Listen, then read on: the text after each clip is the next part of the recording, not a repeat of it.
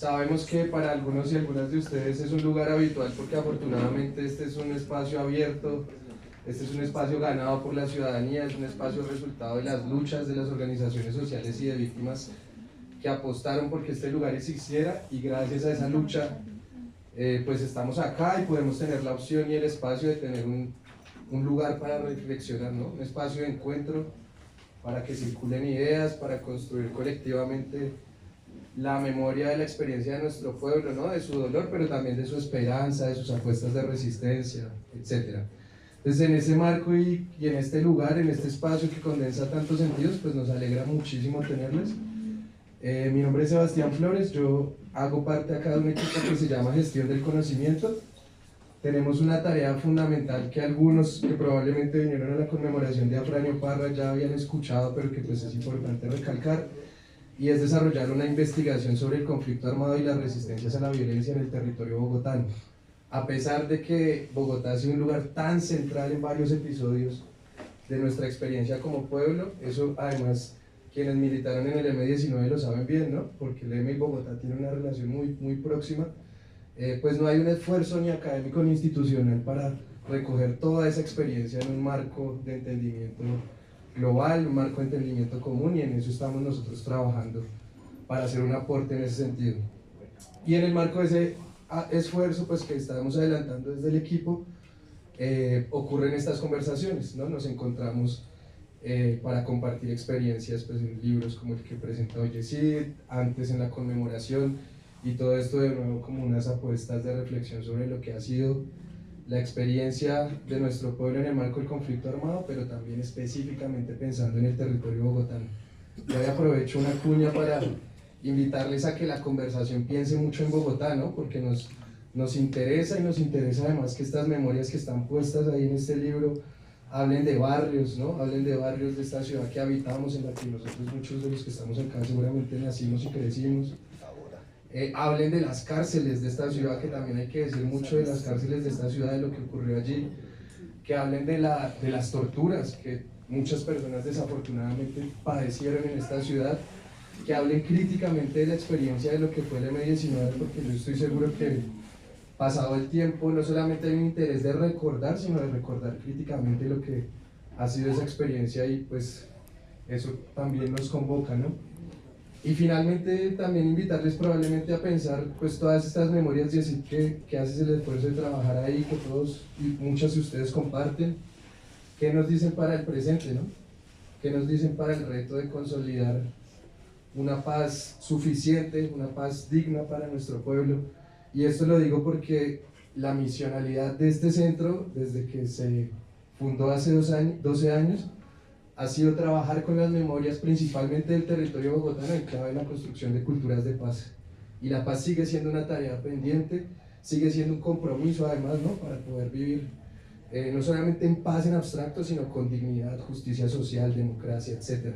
Entonces todas estas memorias y este encuentro que nos hablan para el presente, ¿no? Con esto pues queríamos abrir el espacio, de nuevo darles la bienvenida. Aquí hay agua, tintico, y esperamos pues que la conversación sea una conversación muy fluida, que enriquezca las experiencias de todos y todas que estamos acá, y pues por sobre todo que nos aporte a reflexionar sobre de nuevo la historia y el territorio que habitamos. Entonces pues bienvenidos y bienvenidos todos. Gracias, Sebastián.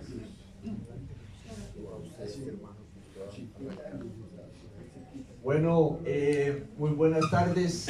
Mi nombre es Luis Eduardo Celis Méndez. Yo tuve el gusto de conocer a Yesid en el año 89 en México, y desde ese momento hemos mantenido la amistad, aunque la hemos interrumpido por décadas, ¿cierto? Porque como no había correo electrónico, entonces... y cuando Yesid yo quisiera primero agradecer al centro, como lo ha hecho Sebastián, este es un espacio de la ciudad, entonces agradecer que nos acojan en este espacio. Yo quisiera arrancar pidiendo un aplauso para Yesid Contreras Beltrán, que nos regala este hermoso...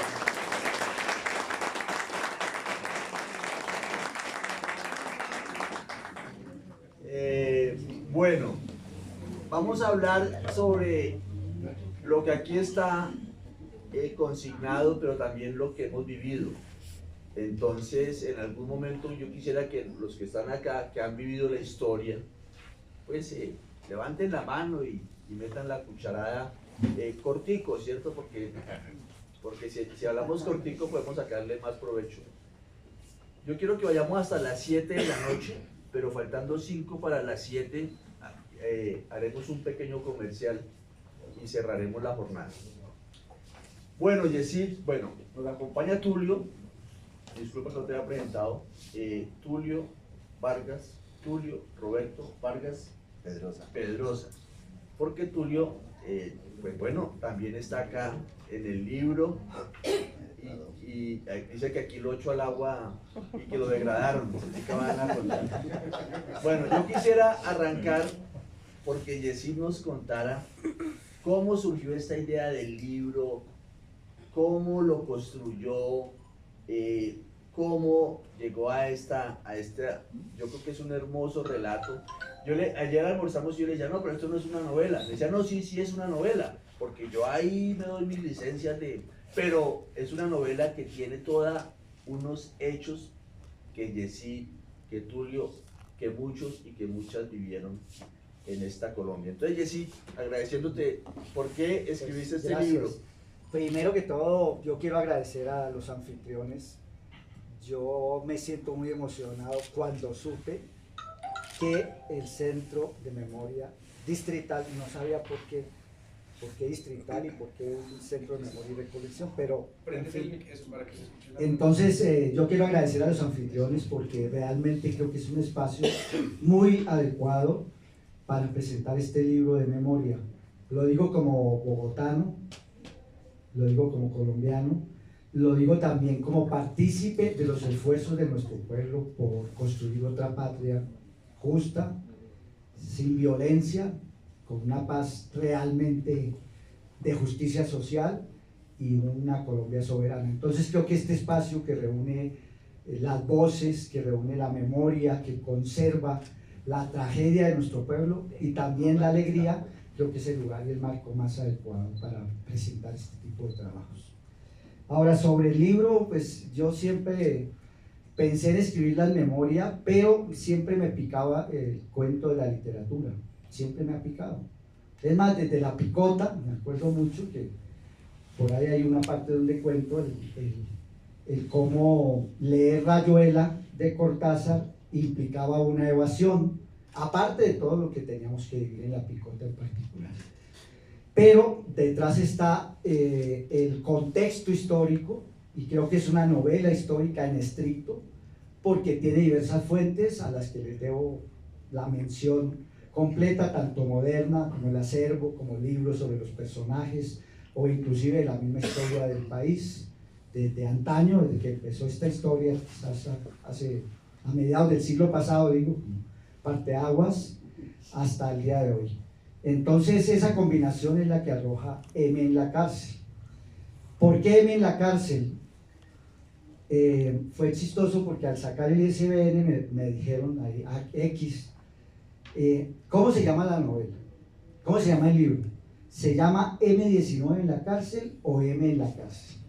Entonces yo consulté con el autor, o sea, yo mismo, dije, no, el libro se llama M en la cárcel, pero el diseñador dijo, no, pues es que hay que ponerle el 19 porque él quería la espada, y dije, no, porque ya, hablando en estos términos de antaño, no, porque va a quedar muy boleta. Entonces, bueno, entonces sí, pongan el 19 ahí discreto, y luego la bandera, la espada, sí, ¿no? Y finalmente, ¿por qué M en la cárcel? Porque tiene una lectura muy triple. M por el M por el personaje, el protagonista que es Marcos, y M de la inflexión del verbo estoy en la cárcel. Entonces, bueno, creo que ahí condenso más o menos la idea de literatura. Hay una gran investigación, bueno, para precisar datos, porque aunque yo empecé hace 10 años más o menos, o quizás un poco más, a escribir, se le va borrando a uno nombres, situaciones, personajes. Los personajes, bueno, conocidos y los datos más fuertes es fácil de encontrar, pero otros no. Compañeros, si murió allí, si ya murió, si no, etc. Entonces así fue armando a lo largo de un tiempo bastante largo, una década por lo menos, este libro. Y ya pues de 2 o 3 años para acá ya estaba en la recta final, y afortunadamente logré terminarlo. Al principio iba a ser la memoria de todo. Imagínense ustedes, medio siglo, así sea un personaje que no figure en los libros, de todas maneras es mucho tiempo, es mucha vida. Entonces dije, no, hay que cortar, y lo limité a una cronología, que es la cronología de la cana, o sea, el canazo, 81-82, y con adelantos en el tiempo, quizás por algunas fechas, como la toma del Palacio de Justicia, alusiones, pero dije, no, eso dejémoslo para otro tomo, si no, nunca acabo. Y sobre todo ese primer marco, digamos, temporal. Y aparte, pues, del trasfondo histórico, digamos, duro, pues está lo vivencial. Por ejemplo, aquí yo veo compañeros que empezamos a conspirar en aquellos años en el noroccidente de Bogotá, en el barrio Boyacá Real, Consolación, Tabora también. Yo vivía en Tabora, les cuento así rápido, yo vivía en Tabora en esa época, en esos primeros pasos que uno daba en la conspiración, y resulta que leyendo el libro de Vera Gravé, uno de ellos, ella cuenta que él vivía en Santa María, ahí estaba. Entonces yo era vecino, yo estaba ya militando, yo era vecino del comandante. Entonces, bueno, cosas curiosas que encuentra uno ya leyendo y recopilando historias.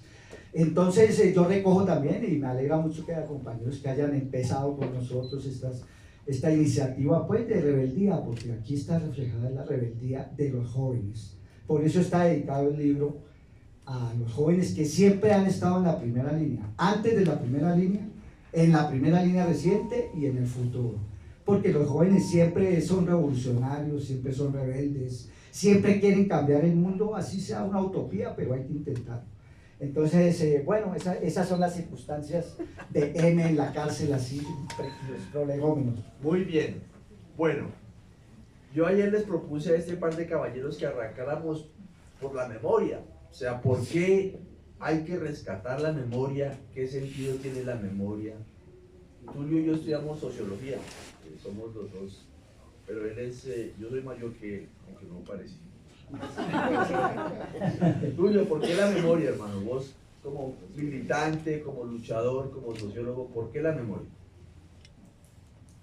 Yo creo que es muy importante que podamos hacer estos ejercicios de reconstrucción de la vida, de lo que hemos hecho. Porque en realidad, si nosotros no contamos lo que sucedió y lo que está sucediendo, pues la van a contar otros, y la van a contar otros a su manera. Entonces, por eso me parece que el trabajo que hace Yesid es un trabajo, estoy de acuerdo con lo que dice, que es un trabajo de novela histórica, o sea, una novela que sobre la base de unos hechos reales los recrea, contando toda una serie de anécdotas. Yo me reí mucho verdaderamente leyendo, ¿sí? Porque hay cosas chistosas, y lo que dijo Mamando Gallo, ¿no? A mí me degradó, ¿sí? Pero no es a mí, sino es un personaje que se parece a mí en muchos aspectos, ¿sí? Claro. Pero creo que eso es lo interesante de esto, ¿sí?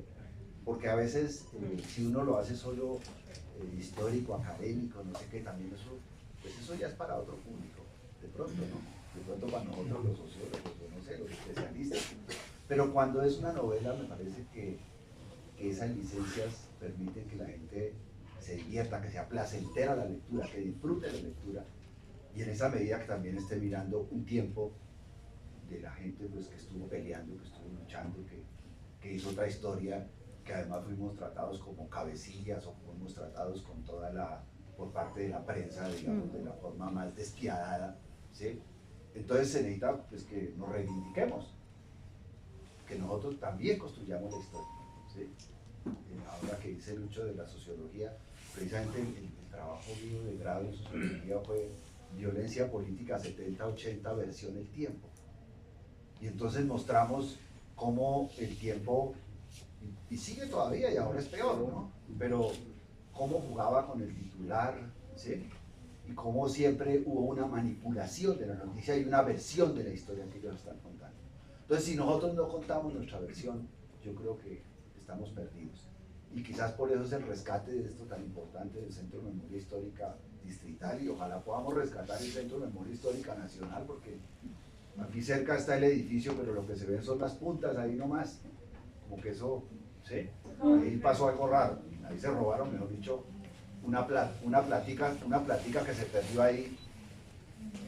Y hay mucha historia precisamente que tenemos que contar nosotros, y que hemos sido protagonistas, digamos, de este tipo de acciones que, pues, que hoy tienen sus frutos, ¿no? Yo creo que para nosotros es placentero también que esto se dé en un momento, pues, de un triunfo político y social, ¿sí? O sea, que de una u otra manera hemos visto el triunfo. No nos quedamos con las ganas, ¿sí? No nos quedamos con esperar a ver qué pasa, no, lo estamos viendo con todos los logros, con todos los éxitos, pero también con todas las dificultades. Entonces creo que ese es el valor y la importancia precisamente de poder reconstruir la memoria y contarla en este caso como una novela. Yo quisiera hacer una acotación aquí Cortica. Sí, cortica, sobre la intervención de Tulio. Con Tulio hace unos años, yo creo como 10, grabamos unas versiones, contamos esta historia se contó. Y bueno, eso sirvió mucho de base, además de que éramos realmente en la novela y en la vida real éramos el protagonista y el antagonista, políticamente, ¿no? Sí, éramos agua y aceite, sin embargo convergíamos en una causa, etc. Pero resulta que yo escribiendo, cuando empiezo ya a meterme, a armar todo el paquete, digamos, el hombre empieza a ganarme protagonismo. Al escribir, creo que al compañero, aquí está el compañero Javier Correa, que es escritor, y supongo que hay otros, a veces los personajes le empiezan, la trama, el argumento te empieza a ganar, o sea, uno no manda sobre el argumento se le va imponiendo. Y eso me pasó con este man, me pasó hasta que yo dije, bueno, ya, hermano, entonces, mejor dicho, dígale al man que firme. Por eso y casi, entonces inconscientemente a lo mejor dije, me voy a vengar. Degradado. Lo degradé. Bueno, hay un punto que yo quisiera escuchar, no la opinión, sino la vivencia de ustedes. Y es, nosotros tres y muchos de los que estamos acá vivimos el sueño de la rebelión armada. O sea, eso nos convocó y a eso nos metimos, unos más, unos menos, unos apoyamos de un lado, de otro. Pero yo quisiera que ustedes reflexionaran sobre cómo una generación, o sea, la gente nacida, por ponerle una fecha, del 40 en adelante, colombianas, colombianos, dijeron, esto la única forma de cambiarlo es mediante la rebelión armada y no hay otra posibilidad, ¿cierto? Y eso fue una decisión tremenda, o sea, la gente, porque como decía García Márquez, la decisión de morir o matar son decisiones extremas, requieren una... entonces, yo quisiera que ustedes contaran eso, o sea, ustedes dos se metieron al M-19, vos te metiste en el 77, 78, Tulio Ortica contará, ustedes son, este hombre es del 59, tú eres del 56, yo soy del 76, yo vi todo eso por televisión. Entonces cuéntenme ustedes cómo es que ustedes se metieron a ese sueño de la rebelión armada. Cuenten la experiencia. Arranquemos por ti y cuente cómo fue que usted cogió ese camino. Bueno, realmente yo los invito a leer el libro. Pero la carreta le puede echar. No, yo soy vecino nacido aquí abajo, en el barrio San Pedro Mendoza. Ahí vivía mi mamá y mi papá vivieron ahí. Por cierto, aquí está mi hermana, que puede dar fe de lo que yo voy a decir o desmentir. Y entonces, pues mi mamá era una persona que venía del campo, desplazados de la época, años 50, no, ella estuvo en el 48, en Bogotazo, ya estaba aquí. Y mi papá, por el lado de mi papá, la familia también venían aquí de Cundinamarca, aquí cerquita. Entonces se asientan ahí, mi mamá le gustaba leer, aunque no tenía mayor instrucción, pero era amiga, le gustaban los libros y me transmitió, por lo menos a mí, yo no sé a mis hermanas, me transmitió ese amor por la lectura, etcétera, etcétera. Y realmente la formación inicial, bueno, fue, digamos, literaria, Y posteriormente en la familia, un tío entra a estudiar a la Universidad del Socialismo. ¿Qué es esa vaina? La Inca, que queda aquí en la 24, con vecina del José Pagano, por cierto. Entonces, empieza a llevar literatura al barrio donde vivíamos, al barrio Boyacá, al noroccidente, a literatura de su academia. Entonces empieza a llevar clásicos del marxismo, filósofos. Yo me acuerdo que yo tenía 14 o 15 años, y no, pues ahí, chino, no me decía lea, sino que a leer a Marcuse, leer El Capital, para un pelado de 13 años, por muy lúcido que sea, no, es muy difícil, ¿no? Pero si uno va brevando, va formándose a pesar de todo, va formándose una visión, y yo creo que esa formación inicial fue la que me motivó a mí políticamente primero a decir, bueno, aquí hay un esquema, estamos en esta sociedad, ya influido por las ideas del marxismo, y entonces, ¿cómo me explico el mundo? ¿Cómo me explico la ubicación dentro de la familia en la sociedad? Y bueno, empieza uno a buscar respuestas, sí, un joven inquieto. Yo no fui universitario en ese entonces, como muchos otros militantes, quizá una virtud o quizá un defecto, pero así fue. Entonces, esa formación inicial me hace buscar respuestas, y ya que, bueno, va pasando, uno le da a Che Guevara, empieza a saber de la revolución cubana, y de las revoluciones, y de la revolución china, y de la revolución rusa, porque en esa época los jóvenes, los militantes, teníamos una formación muy amplia, que yo creo que ahora no se usa en las filas de la gente rebelde. Creo que hay una carencia ahí.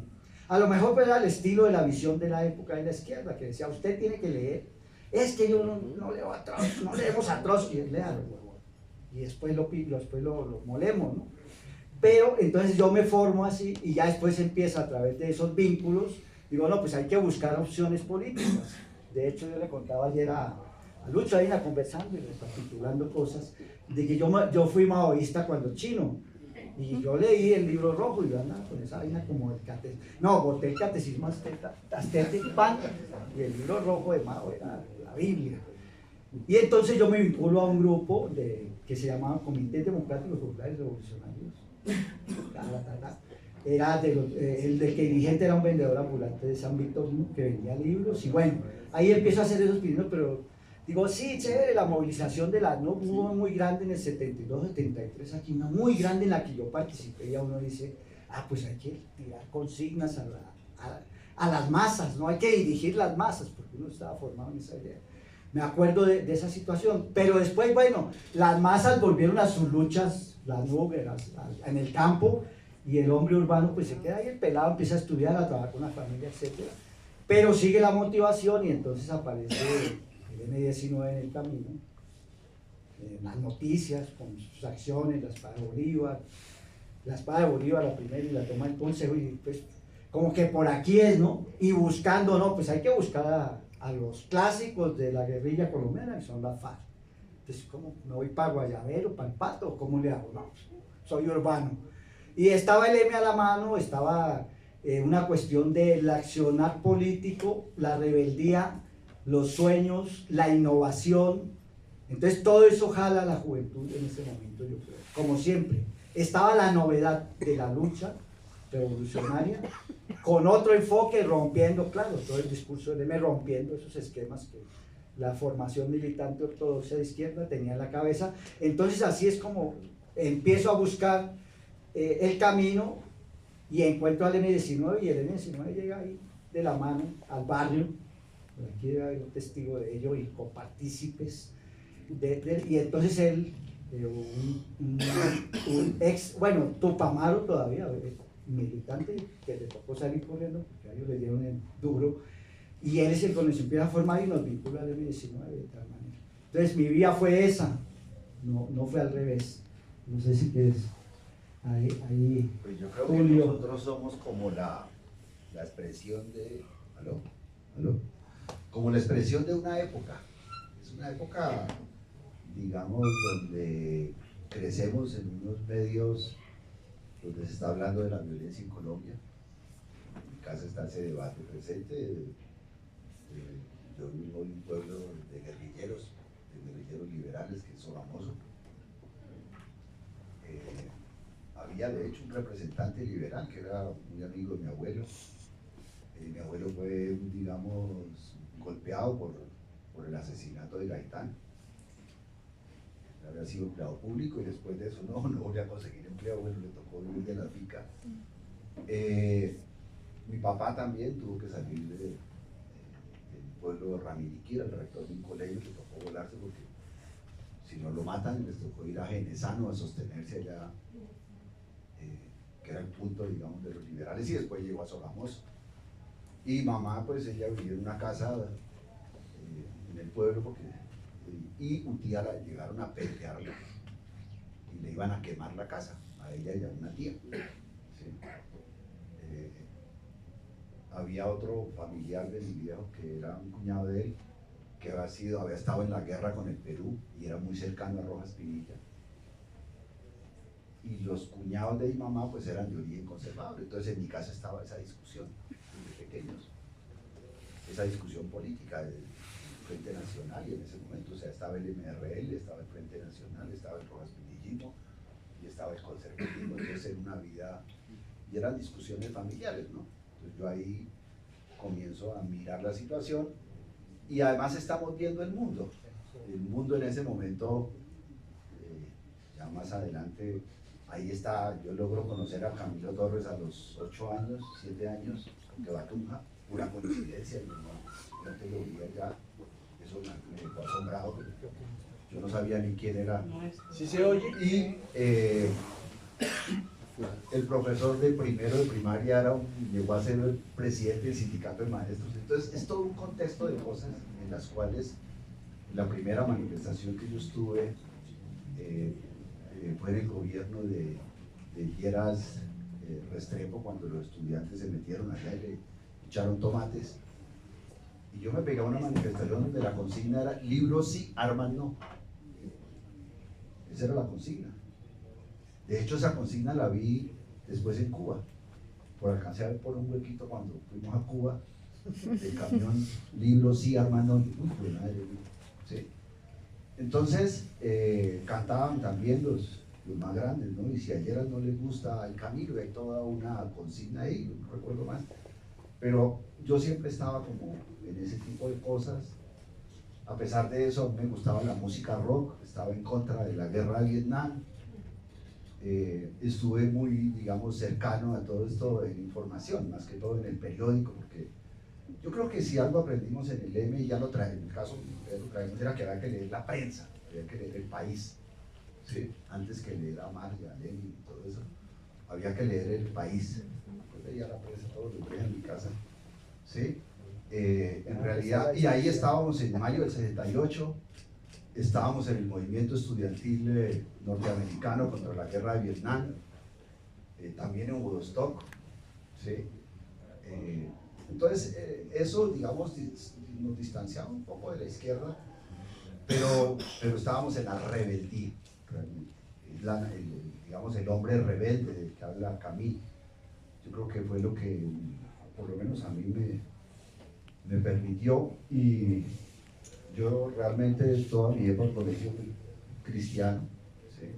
Protesta era una revista que llevaba a Venezuela, y realmente la ruptura sí fue cuando ya pasó lo de Allende, porque había pasado lo de Rojas, había pasado, digamos, yo estuve cuando pues toda mi familia había tomado por partido, por unos por el Frente Nacional, otros por Rojas, y nosotros, y yo, digamos, yo que era chino, yo dije, no, yo soy de la UNO, la Unión Nacional de Oposición, que era pues como la alternativa. Pero ya después cuando pasa lo de Allende, pues hay un movimiento ahí que en realidad eso lo lideraba Capi. Capi era Emilio Pedraza, era un dirigente que llegaba allá y movilizaba a todo el colegio nuestro, no solo a mí, sino a todo el mundo. Y ahí comenzó a circular esa idea de que las vías legales están agotadas. Y yo pues me vinculo a los movimientos cívicos, estamos en paro cívico del 74, pero yo voy al paro cívico es por la noche a bloquear las vías, a echar las tachuelas, lo que hace el nocturno, digamos, a cantar, a reivindicar guerrillero adelante a la heroica guerrilla, pero pues, la heroica guerrilla pues, yo no la conocía porque era simplemente un ideal. En ese momento había unos amigos que sí estaban vinculados, pero yo con ellos no compartía precisamente porque en realidad el libro que a mí me gustó, es curioso, pero el libro que a mí me gustó fue Suecia, Infierno y Paraíso. Yo no sé si ustedes lo leyeron. Suecia, Infierno y Paraíso es un libro que cuenta la vida de los suecos, un poco desde una vida moral, donde un periodista, Enrico Altanilla, que es un italiano, se casa con una sueca y muestra, pues en ese momento Suecia ya tenía la mitad del parlamento de las mujeres, en Suecia ya había un movimiento ecológico en ese momento, ¿sí? La vida de los suecos, o sea, los impuestos, los suecos pagaban altos impuestos, pero era una vida donde las clases sociales no tenían esa diferenciación que tenemos nosotros. Entonces era una sociedad, había libertad sexual, había, digamos, toda una serie de circunstancias que hoy hacen parte del mundo. Entonces a mí lo que me decían los compañeros marxistas era que yo tenía una confusión profunda. Una desviación. Una desviación. Entonces por eso yo no podía con ellos, ¿sí? Pero porque para mí era más sencillo porque había que construir algo para nosotros. Y por eso cuando yo me demoro en encontrar el M19, yo digamos, llego al M19 después de reivindicar por muchos años la lucha armada, de hacer propaganda armada, de encontrarme con otros compañeros, ¿sí? Y hasta que me los encuentro eso fue pues antes de lo del cantón, y nos fueron unas tareas de inteligencia. Ahí nos tocó ir por allá al tablazo. Después hicieron eso de tablazo, nos tocó ir al tablazo y hacer otras tareas de inteligencia, pero el personaje se desapareció. Nosotros cuando llegamos ya tenemos armas, en realidad. Y pues bueno, ahí comienza, digamos, ya una participación ya en lo que nos interesa. Digamos que es el M, yo tengo claro todo el tema, digamos, cuando yo no creo que, digamos que el M pidió perdón por eso, pero Raquel Mercado ha sido un corrupto terrible. Esa información sí yo la tuve, el tipo sí era un tipo corrupto, ¿sí? Y entonces mucha gente pintamos, sí, pues Julián era culpable. Consideramos que no lo mató el M, sino lo mató López, que no quiso negociar. No quiso negociar. Habían podido negociar. Ese señor escribe una carta donde dice: me abandonaron, me dejaron tirado. ¿Sí? Y es terrible eso, porque uno no. Pues, le duele la vida, por lo menos me dolió eso. Pero en realidad, ese señor era así. Estaba acostumbrado a vender todos los pasos. ¿Sí? Y pues. Pues Bateman dice que a partir de eso comenzaron a conocerse en el mundo colombiano y en el mundo nacional el M19. ¿Sí? Yo creo que quizás todas estas acciones que hace el M19 lograron hacer de la lucha armada, digamos, una acción política. ¿Sí? Una acción política que convocaba a la gente.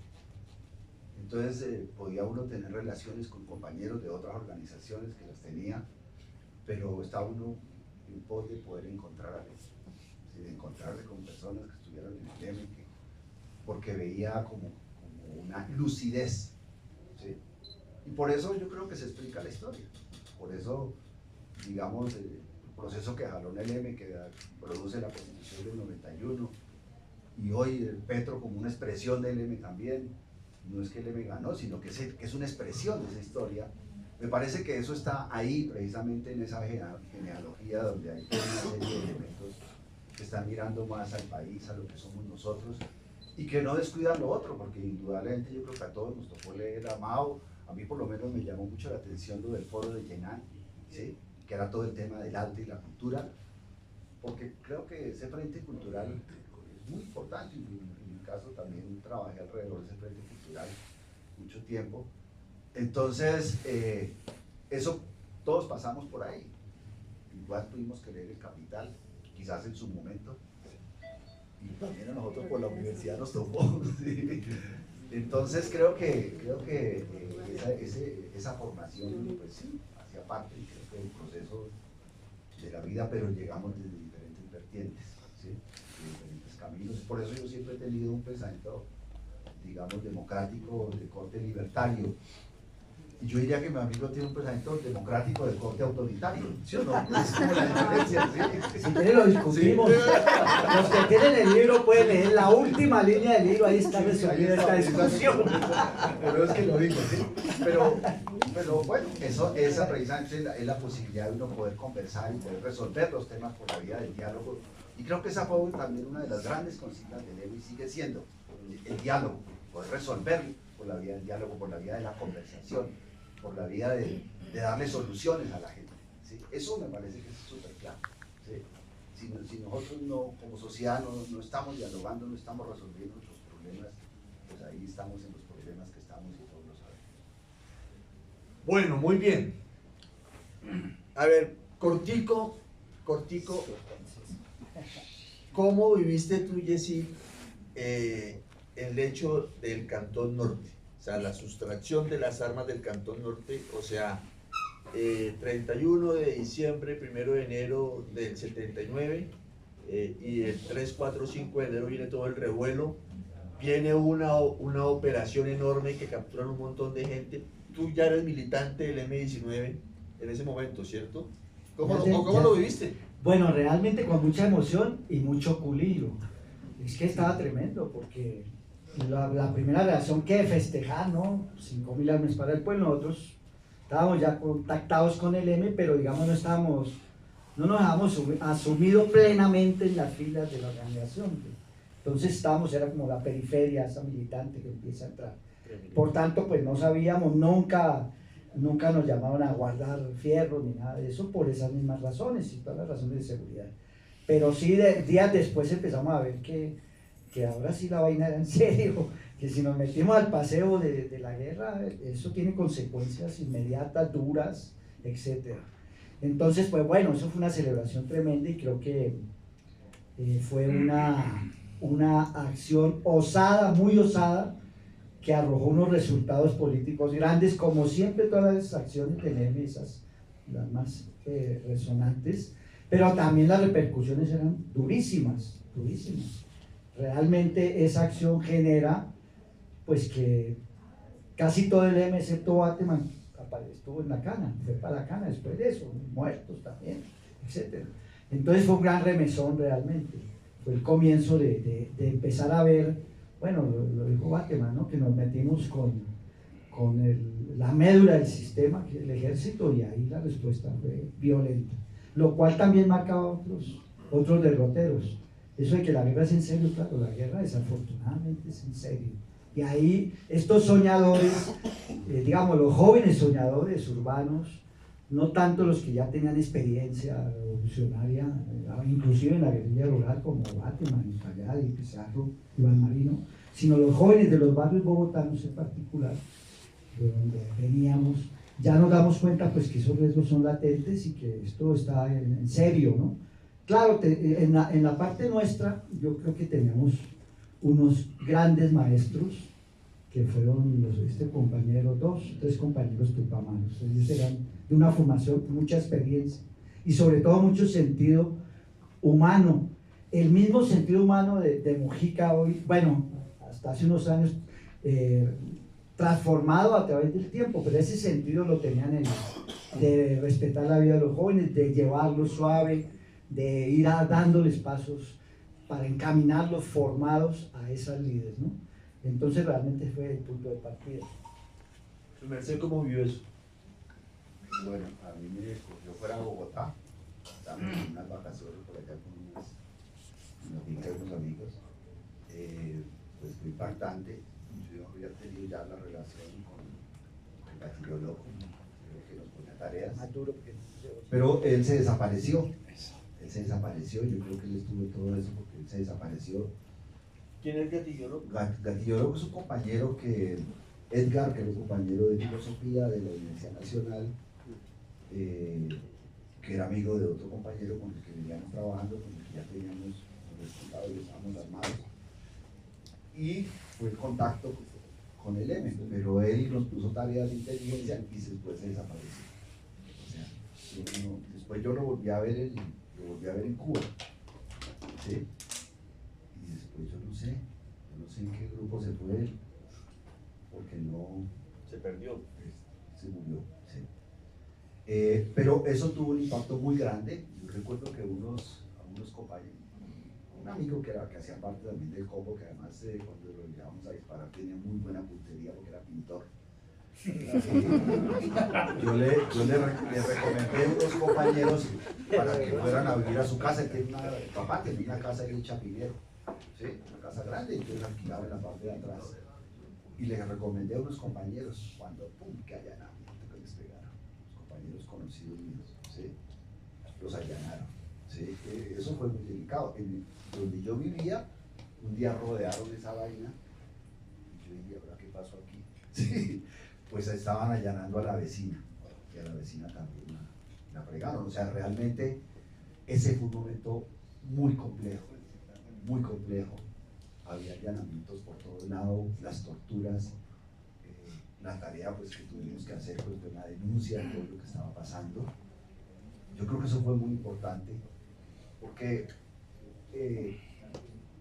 digamos, ese hecho generó un proceso de violación de los derechos humanos en Colombia supremamente grave, que después se transformó, porque en ese momento eran los presos y la tortura. Eso después ya no volvió a pasar, porque ya no era preso, sino era matar a la gente. ¿Sí? Pero fue una etapa muy fuerte para este país, donde todo el mundo vivía con la paranoia, pero también donde pudimos hacer la denuncia, pudimos salir a defender los derechos humanos, digamos que en ese momento pues todavía no tenían esa dimensión que tienen hoy, ¿sí?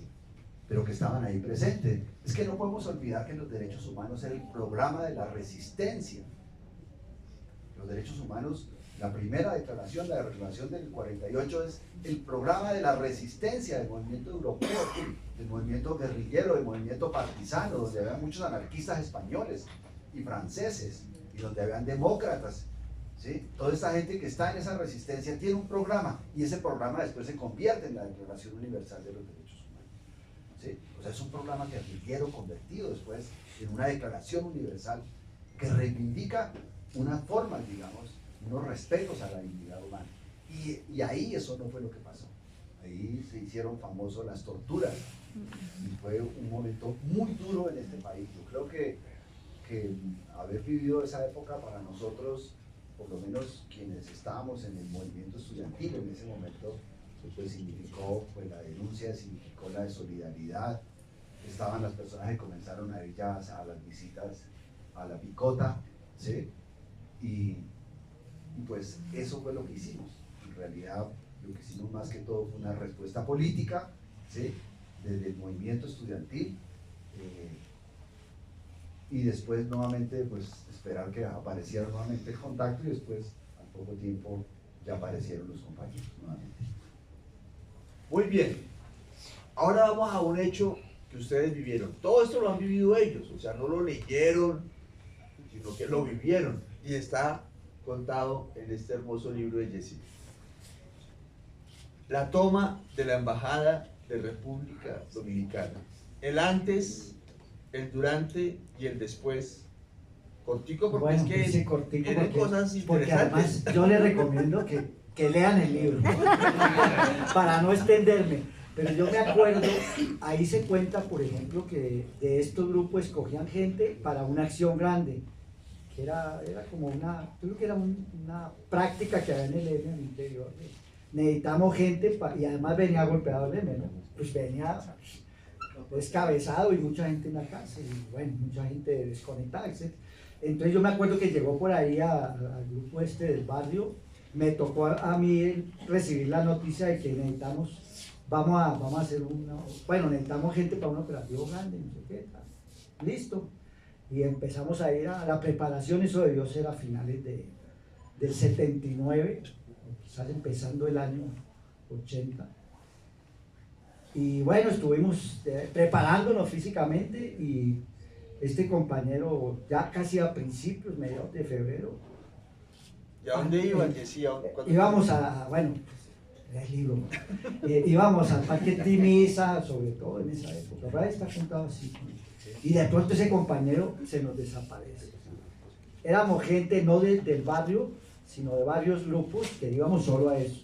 unas compañeras y unos compañeros, y él tenía la misión, era un duro militar, así que uno decía, este man, aquí no, y nos decía desde el principio, aquí no venimos a hablar de política, compañeros, eso hablan en sus órganos, aquí venimos a prepararnos para la guerra, o sea, para una acción militar, entonces aquí disciplina. Y alguno por ahí que dijo, es que el bus, y no llegue, compañero, 3 minutos, váyase. ¿Qué hace aquí? ¿Qué estamos jugando? O sea, era muy duro. Pero él lo capturan, y bueno, por eso me salvé de entrar a la embajada, porque a lo mejor hubiera sido Camilo y Marcos, en esa época yo no sé cómo me llamaba, pero a lo mejor hubieran sido los sacrificados a la entrada. Pero bueno, sí fue muy importante, creo que ahí fue cuando se puso en el centro inclusive lo que hablaba Tulio o César, el personaje de la novela, de los derechos humanos al frente y la lucha también por la liberación de los presos políticos.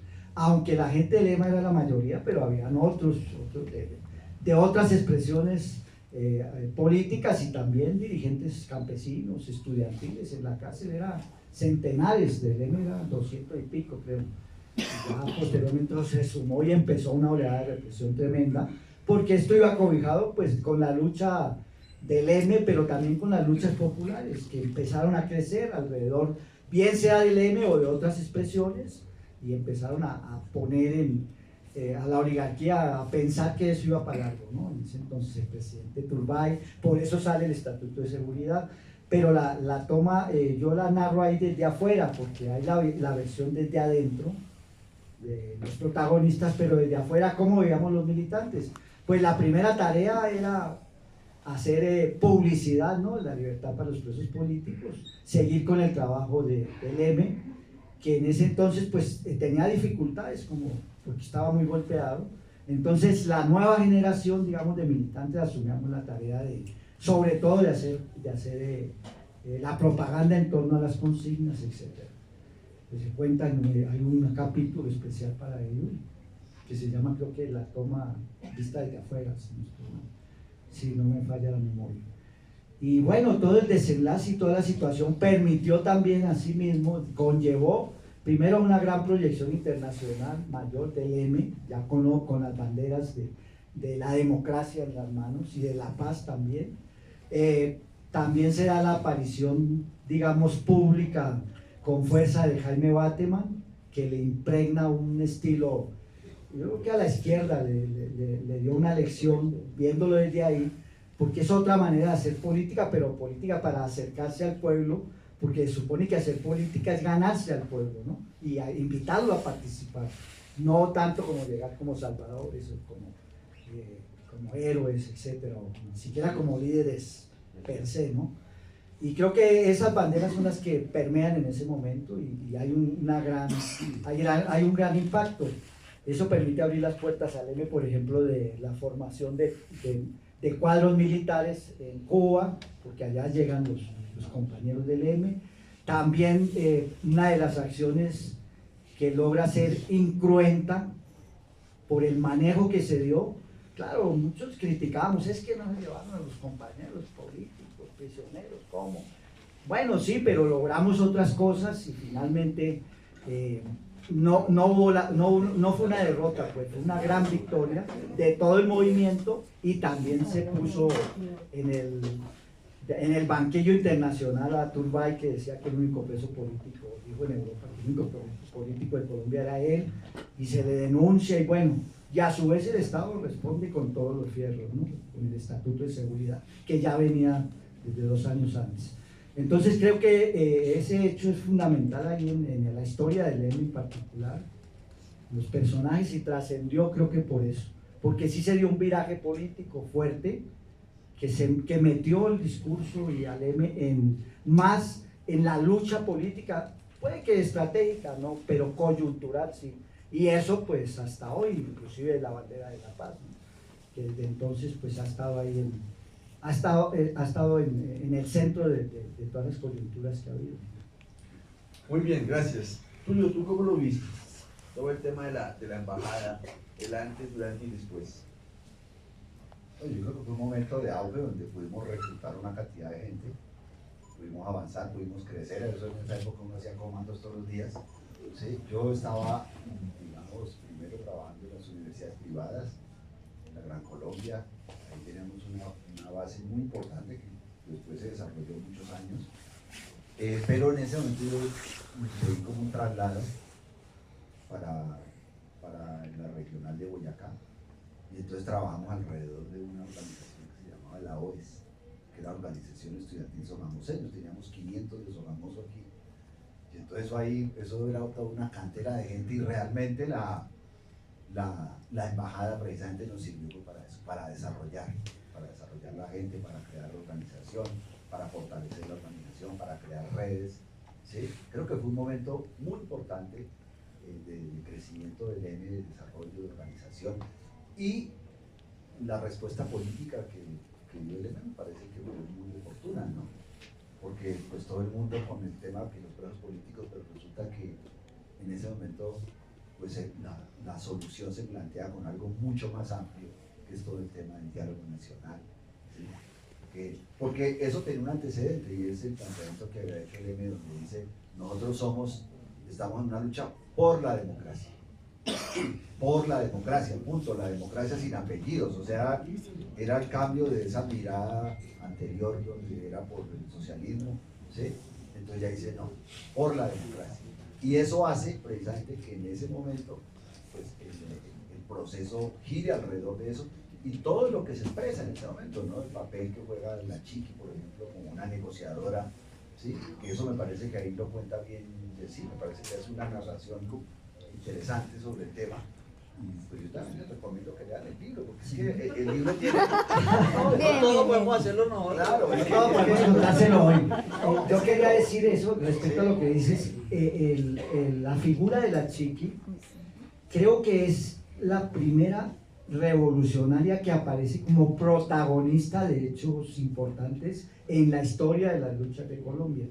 Claro, desde Manuela Beltrán, la prima de Hanna, o desde la Pola, pero digamos en la época moderna creo que ese valor tiene, y me parece que las feministas, con todo respeto les digo, se han quedado cortas en esa reivindicación de la Chiqui como una mujer que logró estar en el centro del país y logró perfilar el valor de las mujeres en esta lucha, en las luchas de los pueblos, que ahora toman mucho protagonismo en todos los sectores, pero me parece que ahí empezó un poco es la importancia de este personaje, de Carmen Salondón, la Chiqui. Bueno, luego lo de la embajada se resuelve bien, incruentamente, afortunadamente, y con ese valor político que han señalado Tulio y Jessy. Y luego el EME empieza a mandar gente para Cuba. No solamente el destacamento que se va para Cuba, sino que luego, y ahí Tulio se va para Cuba y Jessy se va para Cuba. Entonces cuenten eso, cuenten cómo fue esa ida a Cuba y cómo fue la estadía en Cuba. Bueno, realmente bueno, ya se puede hablar de eso, aunque yo soy muy cuidadoso porque realmente la política de Cuba frente a las luchas de América Latina y del mundo siempre fue consecuente y aplicó esa consecuencia. El internacionalismo no es carreta, no es consigna. Para los cubanos, para otros procesos también, pero para los cubanos en particular, que es los que nos convocan. Entonces, yo creo que esas puertas se abrieron, bueno, con que la toma de la embajada se resuelve porque los ocupantes guerrilleros van a La Habana y ahí hay los primeros contactos, digamos, más firmes, y se abren estas posibilidades. Y la idea central sí era formar gente, formar mandos militares, porque a pesar de que la bandera de la paz es, yo creo que la bandera más representativa, o una de las más representativas del EME, en ese entonces la guerra era el centro, y por eso había que formar un ejército, ya no en las ciudades, que estaba acotado por todas las circunstancias de que aquí no se puede ganar la guerra, digamos, en esos términos, y había que ir al campo, y bueno, entonces el EME se plantea eso, y por eso decide enviar, después de la puerta que se abre, con lo de la embajada, en estos guerrilleros, los 15 o 16, se abren las puertas para la formación de contingentes grandes, y claro, había mucha gente que va acercado al EM, jóvenes fundamentalmente, que querían pelear y que había una oportunidad, y de alguna manera un poco rápida pues se incorporan, y bueno, hay que ir a hacer un curso porque hay que formar cuadros militares, o sea, que sepan la técnica militar, no la aprendida en el manual de Carlos Marighella o de los libros del Che Guevara, o inclusive de los vietnamitas como Hu Jin-Yap, que era el gran estratega militar, no Mao Zedong, sino aquí hay que formarnos en la técnica militar. Entonces esa fue una de las tareas, y por eso también se aprovecha ese auge, porque en total fueron más o menos 112 compañeros y compañeras que estuvimos en ese aprendizaje. Algunos duraron más, otros menos, pero bueno, ya lo que siguió adelante, también en el libro hay una reflexión sobre eso, no mía, obvio, no es mía, las reflexiones no son mías, son de ese señor Marcos y de la experiencia del grupo, ¿no? El protagonista. Yo por eso la literatura la pongo ahí, por si hay reclamos, ¿no? Pero, ¿quién te propone irte para Cuba? Ah, bueno, sí hay un personaje ahí. Lea el libro. Yo llego ahí, pero les voy a contar, porque bueno, entre otras cosas, el corrector y editor omitió una relación de nombres, que yo se las hago llegar a los que adquirieron el libro. Es muy importante porque hay una relación de los nombres de los participantes en el desembarco de Nariño, del río Mira, y también, bueno, en nombres propios que se mencionan ahí, inclusive aparece el personaje de la oligarquía del momento, que es lo que da el trasfondo ahí, el histórico de alguna manera, de esos elementos, ¿no? Entonces me acuerdo mucho que bueno, los contactos, ¿no? Clandestinos, etcétera, y el que nos dice de qué se trata y nos empieza a hablar de cuál era el objetivo, etcétera, etcétera, es el Bencio Ruiz, que en ese entonces se llamaba Ramiro. Y a mí me tocó dar una vuelta grande, porque ahí hay un capítulo que se llama Tras la cortina de hierro. Entonces a ese primer grupo nos mandan, había billetes de la embajada, sí pagaron, eso yo para todo esto, ¿no?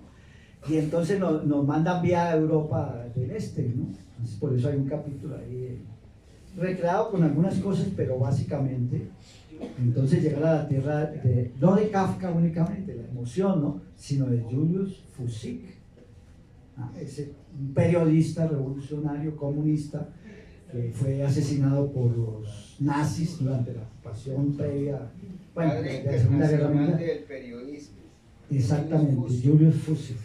Entonces, bueno, toda esa vuelta la hacemos y eso nos permite, bueno, a mí en particular y a otros compañeros nos permite ver ese socialismo real en vivo, aunque íbamos clandestinos, pero los latinoamericanos, eso sí, somos disciplinados, pero rompemos la disciplina a la primera. Ahí, por ejemplo, hay hermanos, compañeros que proponemos irnos, ¿sabe qué, hermano? Estamos aquí, vayamos a Varsovia. No, huevón, estamos en Praga, ¿cómo vamos a ir a Varsovia? Sí, que hay que ir, hermano, y nos salimos a conocer Praga y tal. Claro, los cubanos decían, hermanos, pero bueno, nunca desde el punto de vista de la seguridad, nunca la cagamos. Porque, por ejemplo, era prohibido comerciar con dólares. Y eso era lo que nos pedían los meseros cuando detectaban. Nosotros ya éramos venezolanos. Pero bueno, son hechos que se dieron, ¿no? De esa situación de la ida a la isla, ¿no?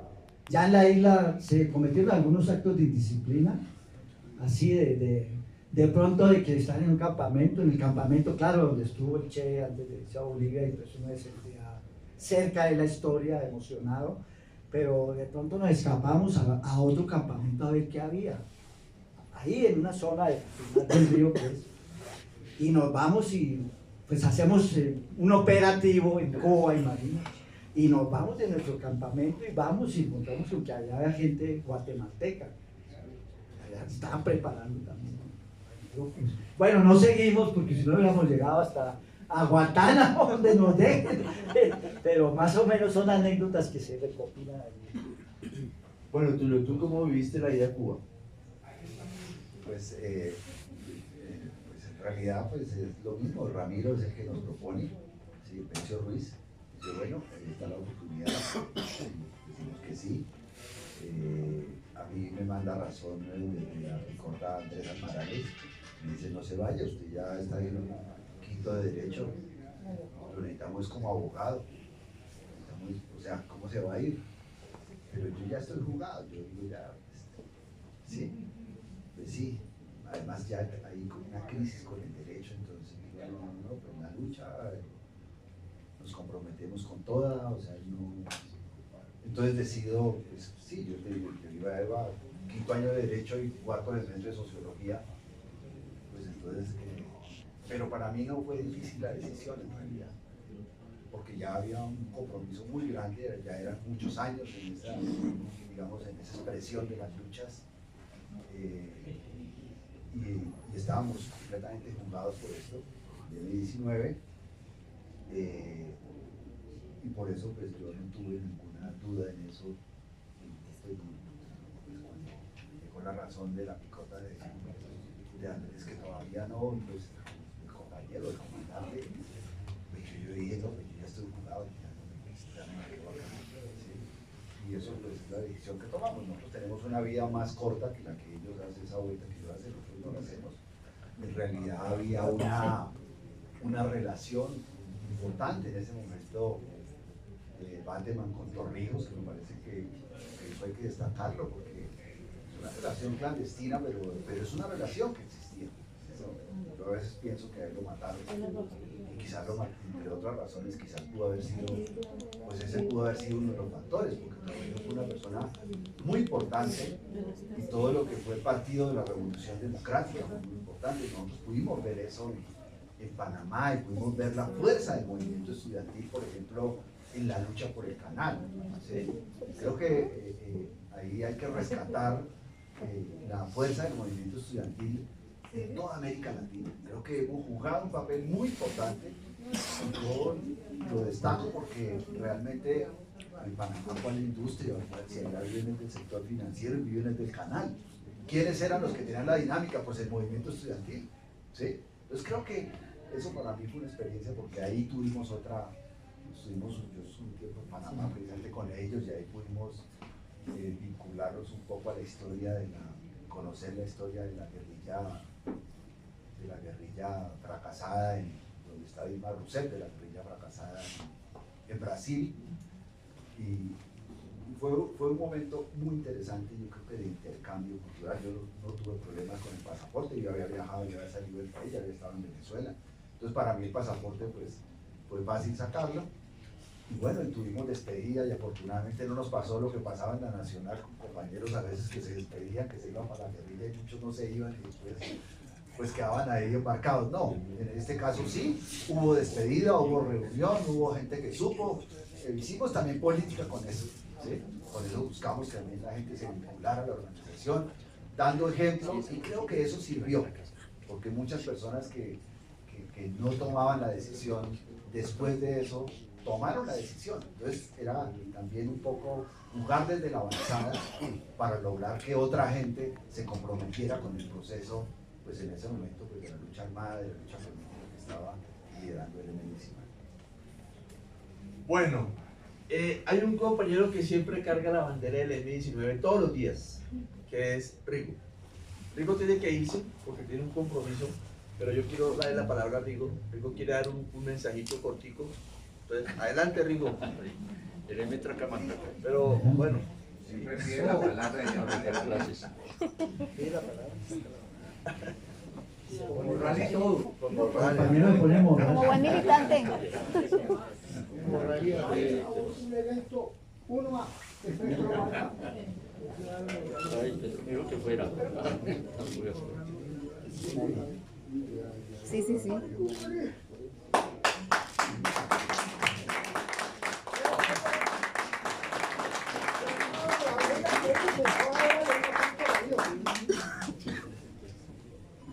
Ya.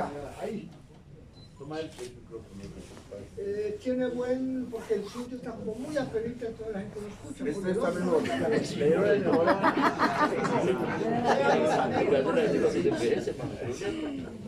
Me encantan Bueno. las personas francas. Lo que pasa, yo no puedo hablar sin bandera. Porque la bandera a mí o a todos o a la historia nos representa el sacrificio y la historia completa. Voy a ser muy breve. Me han invitado, ahorita ya arranco para otro evento donde Gloria Flores. Estoy invitado con tarjeta de invitación, arranco para allá. Súper bien. Escuché dos historias. Una de la toma de la embajada, otra Cantón Norte. Si yo pregunto, Bateman, ¿qué hizo con las armas del Cantón Norte? ¿Alguien me puede decir qué hizo? Algo milagroso. ¿Nadie? No, pues yo le digo, como La guardó nadie debajo sabe, del brazo. Bateman toma Mocoa con las armas viejitas de Cantón Norte. Con eso Bateman hace milagro. Hace milagro. Aquí ahorita de antemano miré, por ahí está uno de los mejores comandantes nuestros que todavía existe, llama Libardo Parra y está allá afuera. Qué bueno, Libardo, me pudiera entrar. ¡Oscar! Libardo es uno de los mejores que queda de la historia, uno de los mejores. Y yo bromeando le digo, Libardo me gana, porque él tumbó el helicóptero y recuperó 12 M60. Por el otro lado, de tiro a tiro, como maniobra militar, casi que igual, porque yo también estaba en esa batalla dura. Entonces, Bateman tomó Mocoa. ¿Por qué digo milagro? Ojo, segundo día, bombardeamos a la base de Puerto Limón, móvil, Mocoa, Putumayo. Al tercer día habla el propio presidente Turbay Ayala. Dijo en esa época, en tal época, dijo la mejor guerrilla moderna atacando con medios artillados. ¿Está bien? Esto son las historias reales, no es carretica, historias reales. Pero antes de eso, en una alocución presidencial, Turbay alcanza a decir, al M-19 los tengo diezmados y todos presos en la picota, más de 400.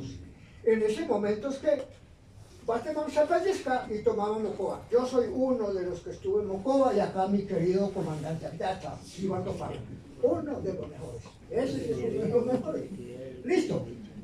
Así rápidamente, porque no tengo mucho tiempo, se habló de embajada. No estaba ahí, no me gusta chicanear, menos atribuirme que la mejor compañera que también escuché de Chique.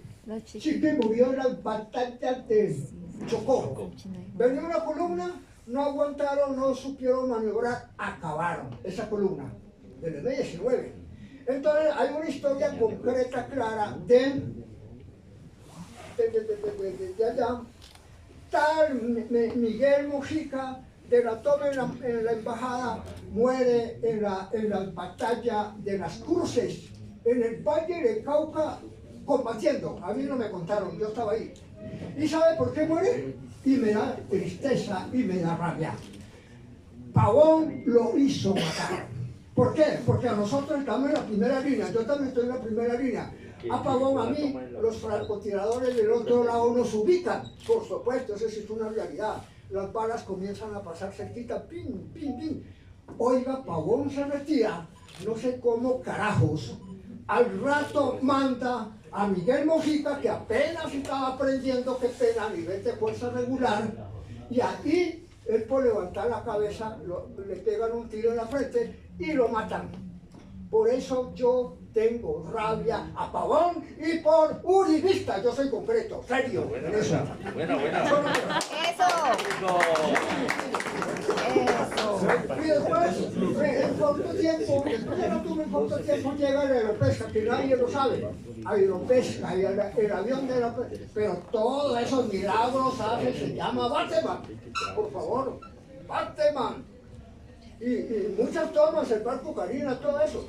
Cuando el Aeropesca llega es que Bateman trae el barco Carina. Y a nosotros después de la toma, porque estoy contando muy rápido, nos dice, muchachos, nos cuidan estos fusilistas, estas escopeticas hay que cuidar. Y yo estoy haciendo otra vuelta. En corto tiempo van a llegar unas armas y estén preparados. Y efectivamente él cumple con nosotros y manda ese cargamento de armas.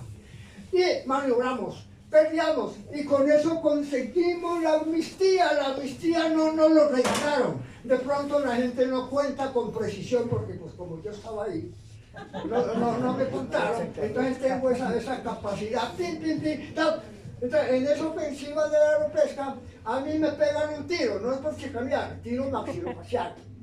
Quedé mudo, tomé manguera tipo suelo 3 meses, intubado pero no en los hospitales, en el campo. Me cuidaron. Y Bateman en la octava conferencia, yo estoy contando muy rápido, en la octava conferencia llega, hora de desayuno en la selva del Caquetá, octava conferencia, me palmatea, me dice, usted es un ejemplo de esta causa. Le dije gracias, que poco podía hablar. Me dijo, me llamaba Miguelito, te voy a garantizar la quijada o el maxilofacial nueva. Apenas que se acabe octava conferencia, usted sale para Cuba. Y en Cuba te van a hacer la quijada nueva. Yo no estaba pidiendo que me llevaran o llama merchado como siempre, la gente chica por cualquier cosita. Entonces me dijo otra palabra, que todavía yo me pongo nervioso cuando me recuerdo, cuando me dice, si en Cuba la ciencia le queda grande a los cubanos, usted me va inmediatamente para Rusia. La quijada es nueva o nada. De ahí para allá tengo mucha historia que contar. Yo soy integral, no solo que ustedes pensarán que solo allá en una selvita. Yo por aquí vine a volar el cerro del cable yo. Y también han dicho la gente yo volé, mentiroso. Yo volé. No solo los solitos, sino un comando de fuerzas especiales que nos mandó Bateman desde arriba. Y a la 1:05 de la mañana llegamos, destruimos, no el voladito, no parcial, total. Cerro del Cable. Hay gente que vive en Bogotá, no saben qué significa Cerro del Cable y Virgen del Carmen. ¿Por qué lo volamos? Son centros de medio de comunicaciones técnicos del Palacio de Nariño. El control de comunicaciones de alto nivel. Y ahora vayan, miren, ahí está el Cerro del Cable. Rigo, ¿Puedo contar? María Flores, que usted falta en la reunión. Yo tengo más cosas. Y Petro no entra si no lo ve a usted.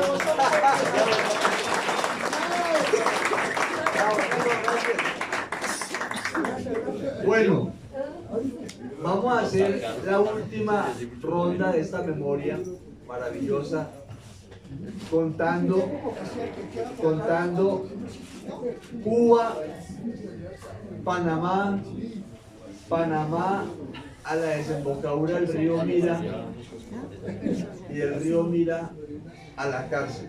Entonces, ustedes dos que lo vivieron, cuenten cómo fue esa experiencia. Aquí podemos quedarnos hasta las 10 de la noche, pero tenemos que cerrar a las 7.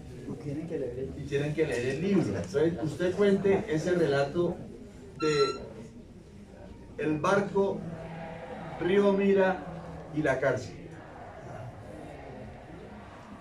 Bueno, pues la planificación del operativo era dar, el compañero dice cosas sabias, a pesar de que pareciera que no.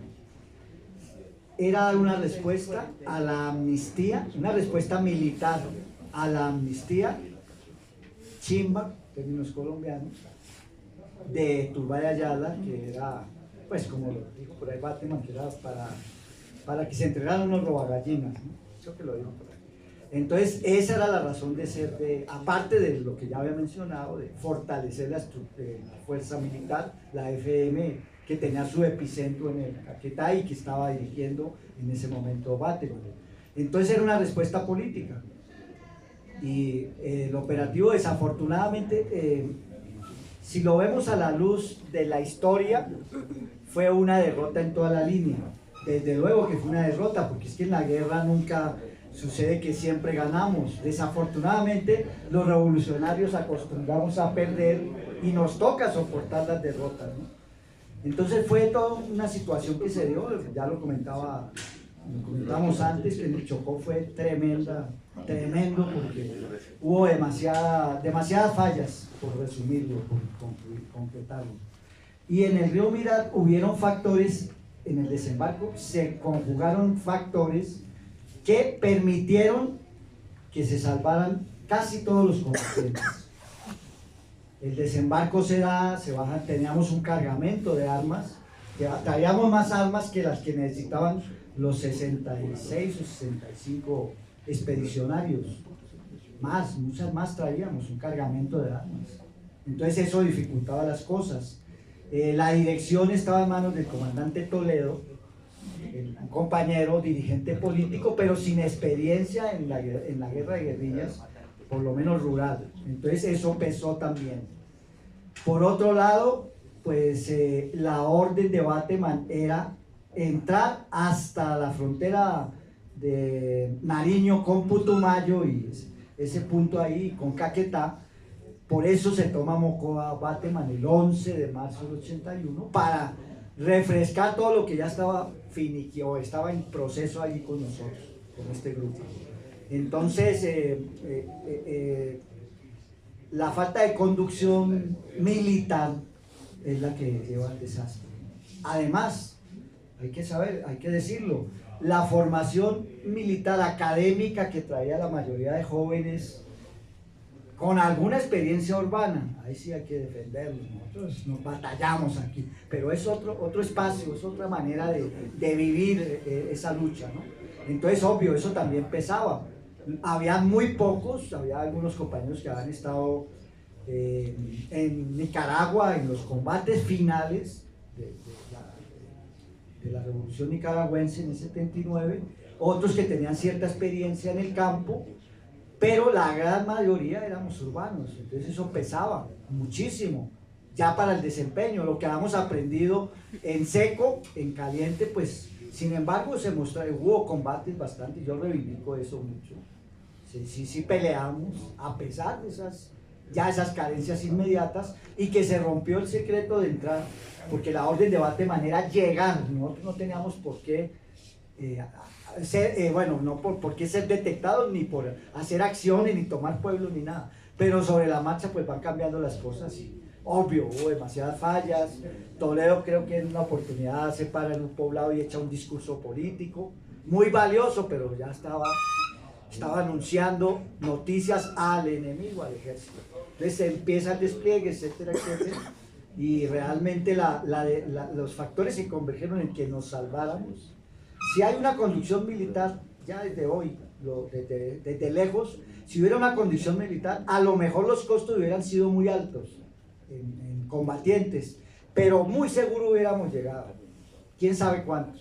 Diezmados, pero no la había. Y además Toledo toma la decisión de proteger la vida de los combatientes, poco guerrillera la cosa, poco militar, y dice, no, pues nos vamos a seguir la marcha en un momento determinado, ya cuando veo los primeros combates, cuando nos recomponemos, porque sí, bajamos la guardia, pensamos que seguíamos allá en Pinar del Río, de alguna manera, eso, charlaban, hablaban, se hizo comida y de pronto salía humo, oye, ¿qué pasa, no? Entonces nos empezaba, ya después de los primeros embates que tuvimos bajas, la marcha, bueno, ya estamos en la guerra. No es mamando gallo, ni que tomen las medidas y pongan en práctica lo que aprendieron, los que conduzcan, los que saben, y ya empezamos la marcha hacia Oriente, rompiendo un poco la orden de Bateman, ya se había roto, pero además había que seguir el oleoducto. El oleoducto estaba en ese momento, está hasta ahora. Ese era nuestro camino, el que había que seguir, básicamente hacia Oriente, hacia adentro, hacia Putumayo. Entonces él da la orden de bajar hacia el sur con la idea, yo digo quimérica, de pedir asilo. Digo quimérica como visión crítica, pero así fue, ¿no? Era por tratar de convertir lo que ya se vislumbraba como una catástrofe militar, o una derrota por lo menos, convertirlo en un hecho político, salvarle la vida a los combatientes y salvar la situación. Esa fue, creo que, la visión que llevó a Toledo a ir a pedir asilo. Y bueno, pues obviamente ya se aplica el plan Viola, que era la coordinación de los ejércitos. Estaba el gobierno de Roldós, el presidente ecuatoriano progresista de entonces, que a lo mejor pues ni le dijeron nunca que había una gente que pedía asilo, que eran guerrilleros del M-19, seguro no se enteró, y capturan a unos, en la región esta de Esmeraldas, en San Lorenzo, y los entregan después al ejército colombiano, y a otro grupo también nos capturan y nos entregan al ejército colombiano, y ahí se termina toda esa situación. Pero el escándalo internacional que se dio, porque primero por el desembarco, la invasión de un grupo guerrillero del M que se metió por el sur, por el río Mira, ese escándalo que fue lo que permitió que el ejército no tomara las medidas que solía tomar, que era aniquilar. No lo podía hacer porque ya era muy grave, ya era mucho escándalo, y ya se sabía. Bueno, Toledo ya estaba protegido por eso, pidió asilo, y creo que echó un discurso otra vez en San Lorenzo a la gente, muy solidario, la gente de la población ecuatoriana nos recibió bien, pues nos recibió solidariamente, como aceptando nuestra presencia y ayudando en lo que se podía, pero ya no la podía ayudar más. Entonces esa fue la situación que se creó realmente, ¿no? Ya después vino lo de La Cana, que es también un cuento largo, que es un poco el centro literario del libro, los invito a leerlo. Pero si se va a cerrar sería bueno, ¿quién te va a comprar? Ah, sí, Porque claro. Ya algunos compraron, pero ojalá que falte mucho, porque yo no me puedo volver por esa maleta, pesa mucho. O sea, pesa más que el morral que traía el compañero. Vive en México y no me puede llevar un libro. Bueno, la última palabra para Tulio y luego viene el comercial. A ver, mire, ese curso en realidad fue un curso militar. Uno de los acuerdos que hizo el M-19 con Cuba es que el curso fuera eminentemente militar, porque esos cursos tenían dos partes, una parte política y otra parte militar. Pero en eso, pues el M-19 difería, digamos, de la política cubana. Allá uno leía, por ejemplo, la revista Bohemia o el Granma, pues se atacaban. Pues no se referían al M-19, pero atacaban toda la política, pues, del M-19, ¿sí? Pero había una relación precisamente por el carácter de la lucha. Entonces, por eso el curso fue eminentemente militar. El curso no fue un curso donde tuviéramos elementos de orden político, y ellos repetían todos los días repetían: ustedes se bajan y empiezan a caminar. Todos los días lo decían, ustedes se bajan y empiezan a caminar. Pero yo creo que nosotros somos clase media. ¿Sí?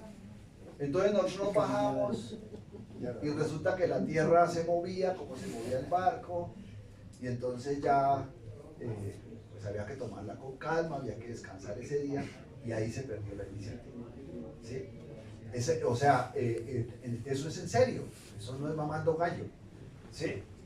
Entonces esa fue, yo creo, el error, en realidad fue ese, ¿sí? Indudablemente que nosotros pensábamos que llegamos a una zona donde había un trabajo previo, donde había un conocimiento del terreno, donde pues nosotros pasábamos con las lanchas y la gente nos saludaba y con armas ahí, qué berraquera el apoyo, era mentira, eso era una imaginación, era la imaginación nuestra, y lo pensábamos que era que nos estaban apoyando. Pues creo que eso, digamos, fue un aspecto, pues porque había que bajarse y caminar, no se podía uno quedar ahí ni un minuto, ¿sí? Y lo otro era que fue la sugerencia que le hizo Wilson, la persona que vendía a Guatemala, a Toledo: hay que pedirle a los señores de la lancha que nos acompañen. Ellos no se pueden devolver, no es solo pagarles y que se devuelvan, sino que hay que pedirles que nos acompañen. ¿Sí? Pues no, pues él le pagó y se devolvieron pues para la base militar. Hay un libro donde dicen que nosotros, que la orden era tomarnos Tumaco. Eso no es cierto, esa no era la orden. Eso fue una reflexión que hizo en la picota Carlos Pizarro, me dijo a mí eso. Me dijo, si yo hubiera estado al mando de eso, nos tomamos Tumaco. Y hacemos, digamos, hacemos lo de Yarumales y nos enterramos en un hueco y peleamos ahí. Eso fue lo que me dijo. Pero esa no era la orden en ese momento, porque en ese momento sí había una cosa importante que es donde entramos nosotros a jugar, y era el cambio de la concepción que había en el M, de una concepción de guerrilla a una concepción de ejército. Nosotros somos los primeros que entramos a formar parte, digamos, de esa nueva mirada, que es una mirada donde me dice, no, vamos a construir es un ejército, ya no podemos seguir con la mentalidad de guerrilla, con la mentalidad pequeña, sino vamos hacia un ejército.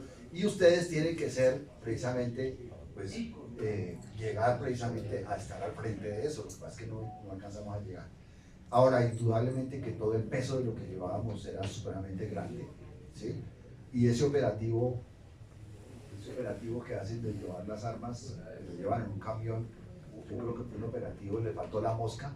Siempre hay que mandar una mosca adelante, eso es elemental. Entonces no iba mosca, y ellos son capturados en un principio por los chirricheros. Los chirricheros pues son fáciles de manejar, porque es distinto que lo coja usted una patrulla, que lo coja el chirrichero y mientras llaman a los otros. Entonces ahí faltaron esas dos cosas.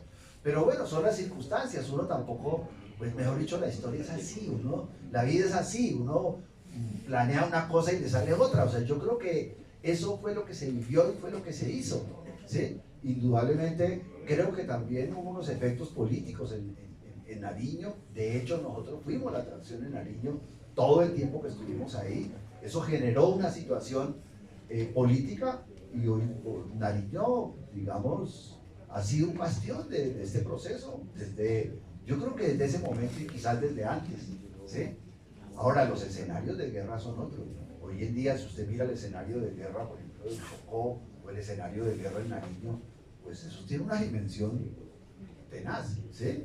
En realidad, pues nosotros pues fuimos como primíparos en eso, pero no fueron 2 grupos, fueron 3. Hubo otro grupo que salió también aquí para la ciudad, fueron 3 grupos en realidad los que salieron, una separación. Algunos pensábamos que debíamos venir a la ciudad a hacer trabajo popular y desarrollar la guerra urbana como la desarrollaron los de Lira, ese era el sueño, ¿sí?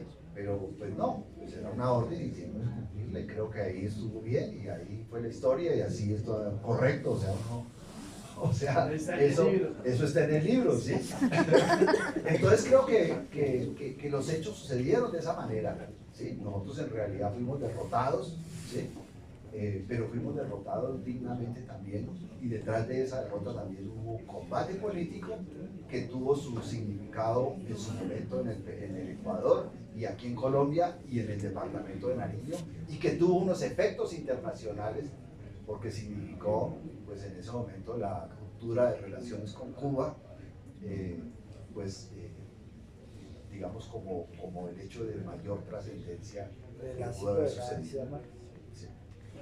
Bueno, nos queda un tiempito, pero muy cortico. Ahora sí, muy cortico. Yo quiero que ustedes dos cuenten una anécdota de la cárcel y una persona que ustedes recuerdan con especial cariño. Una. Entonces, una anécdota y un personaje que recuerdan con cariño. Bueno, pues yo creo que hay que destacar no tanto a los compañeros, que tenemos un gran afecto, sino el trabajo del Comité de Solidaridad de los Presos Políticos. Fundamental para nuestra estadía y nuestra recuperación moral dentro de una cárcel. No podemos decir en términos que eran las mazmorras del régimen en ese sentido, que lo romántico, o de pronto de lo que narra Neni, etc. Porque habían ciertas libertades y no había un acoso sobre los presos políticos, pero es una dura realidad, ¿no? Y entonces estos compañeros religiosamente, sin mirar a qué organización pertenecía quién, religiosamente sábados y domingos nos reconfortaban, nos llevaban víveres, nos ayudaban, hacían cosas, nos llevaban mensajes políticos, desde luego no orgánicos, sino de la lucha de los presos políticos, de la moral de los presos políticos, del ejemplo. Yo creo que hay que rescatar esa labor. Por cierto, el Comité de Solidaridad cumple 50 años desde entonces, y surgió, con alguien hablaba hoy, surgió gracias a la participación e iniciativa de Gabo, de García Márquez. No en vano hay un capítulo de García Márquez en este libro. Sí, por favor, lean. Él no era militante del M-19, él era un hombre que entendió el momento, que puso su literatura y su perfil al servicio de las causas de los pueblos, de nuestro pueblo y de América Latina, y guardó su distancia, pero es famosa la foto que hay, la única foto que hay de Gabo con Jaime Bateman. También ahí recreo algunas cosas, mitos que se crearon en torno a eso, pero yo creo que hay que reivindicar esa solidaridad que siempre ha existido. Gente muy querida, de compañeras y compañeros que por la edad a lo mejor ya se murieron algunos, pero que realmente eran tesoneros. Cada 8 días llegaban con nosotros a asistirnos, a llevarnos, inclusive los estudiantes de la UDA también. Ellos metían en los cocos, los inyectaban de aguardiente y nos llevaban aguardiente para las reuniones, ¿no? Una rumbita, hacíamos unas rumbitas políticas, similares a las que sabíamos que, actos políticos, eventos políticos y culturales, que era una proyección política de nosotros, similares a las que había en la Picota, y que nosotros de alguna manera replicamos cuando nos ganamos el pase a la Picota. Lo ganamos desde Bellavista porque hubo un motín, organizamos un motín, porque después del suceso del secuestro de esta hija de los narcos, llega con nosotros 2 compañeros, entre ellos el Bencio, y a él lo iban a matar, lo querían aislar de nosotros, del colectivo de presos políticos y de nosotros los del EPA.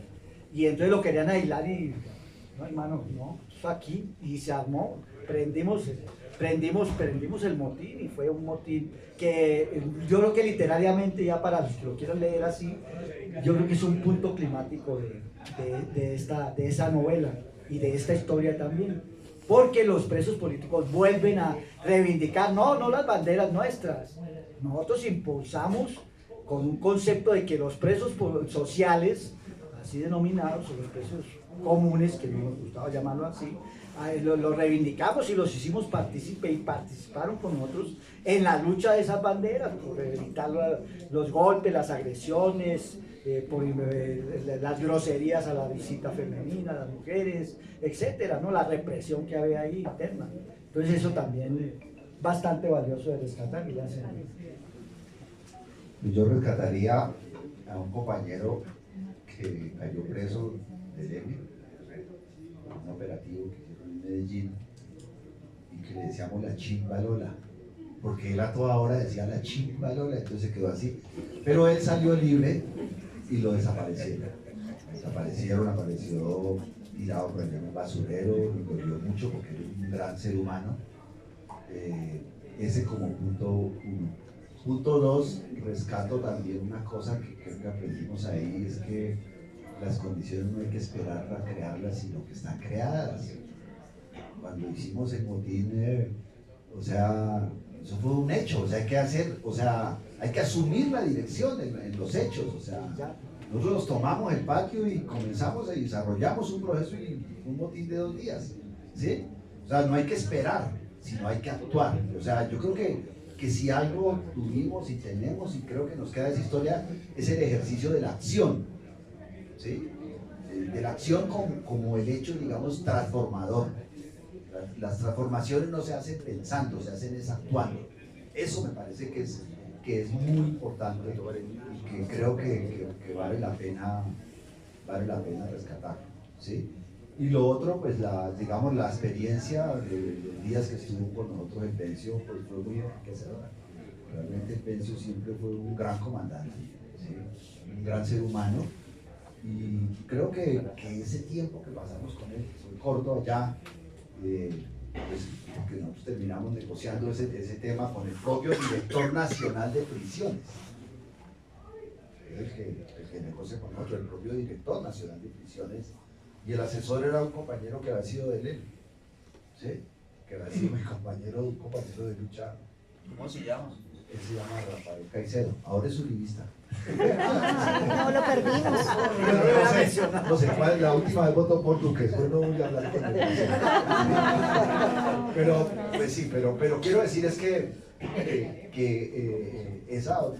ese hecho, digamos, nos permitió ese tipo de negociaciones. No fue con el director de la cárcel, fue con el director nacional de prisiones que se desplazó allá a un proceso de negociación que incluyó pues pliego de peticiones y todo, digamos, todo el proceso normal, pero que fue a partir de unos hechos, ¿sí? De unos hechos que logramos transformar y que además dimos ejemplo, porque la gente no pelea porque usted les diga pelee, la gente pelea porque usted va al frente, porque usted va adelante, porque usted haga y demuestre que usted puede pelear. Si usted puede pelear, la gente pelea con usted. Eso es muy importante tenerlo en cuenta, porque creo que fue, digamos, un punto de quiebre. Y estoy totalmente de acuerdo con decir en el sentido que para nosotros el Comité de Presos Políticos, pues del cual fue también su presidente cuando lo desaparecieron nuestro compañero Alirio Pedraza, ¿sí? Él era presidente del Comité de Presos Políticos, cuando lo desaparecen, realmente el comité juega un papel trascendental en la vida de los prisioneros, porque pues es una vida muy dura y nosotros logramos romper esa vaina que había que nosotros no somos, que los presos políticos no son presos, ¿cómo es? Son luchadores populares, no son presos comunes, ¿no? Nosotros lo planteamos y creo que lo reivindica en el libro, nosotros vemos que son presos sociales, porque realmente, creo que hasta ahora es que se está viendo que condenan a los poderosos, ¿no? Pero realmente, como es claro siempre, como lo dice incluso Kropotkin en su libro sobre la prisión, él precisamente muestra cómo son los pobres los que llegan a la cárcel, ¿sí? Cómo son la gente pobre la que llega a la cárcel en realidad, ¿sí? Eso siempre ha sido así. Entonces, y son expresión de una situación social, ¿sí? De un contexto social. Entonces, esa diferencia, creo que nosotros nos distanciamos de eso en esa consideración, que es una consideración muy de la izquierda, ¿no? Los presos comunes, nosotros los presos políticos somos los berracos. No, aquí hay unos presos sociales que expresan una situación, ¿sí? Y como también lo plantea Foucault, ¿sí? Que, pues, incluso me lo llevó el compañero, me llevó ese libro el libro de Vigilar y Castigar, pues en los días del motín, me llevó con 2 libros y ese era uno de esos, ¿sí? Tenganlo, ¿sí? Entonces, es porque Foucault precisamente plantea toda esa ilusión que hay en el tema de la resocialización. Las cárceles son sitios donde se reproduce permanentemente, donde está ahí, donde hay una construcción, pero también hay esos mecanismos de control, ¿sí? Hoy en día estamos ya en unas situaciones mucho más complejas, ya el control lo llevamos aquí adentro, en el celular, y todo eso, ya lo tenemos interiorizado, ¿no? Pero en ese momento, pues el control, la vigilancia, el control que nos tienen, digamos, en la prisión, ¿no? Porque usted lo cuentan todos los días, usted tiene que estar ahí, estar totalmente vigilado, ¿sí? Eso pasa hoy, esa vigilancia está interiorizada, ¿sí? Ya no solamente es el panóptico, sino que hoy como sociedad, pues madre, la situación es mucho más compleja. Bueno, muchas gracias. Bueno, el aplauso para este par de caballeros. Bueno, hoy es 30 de julio.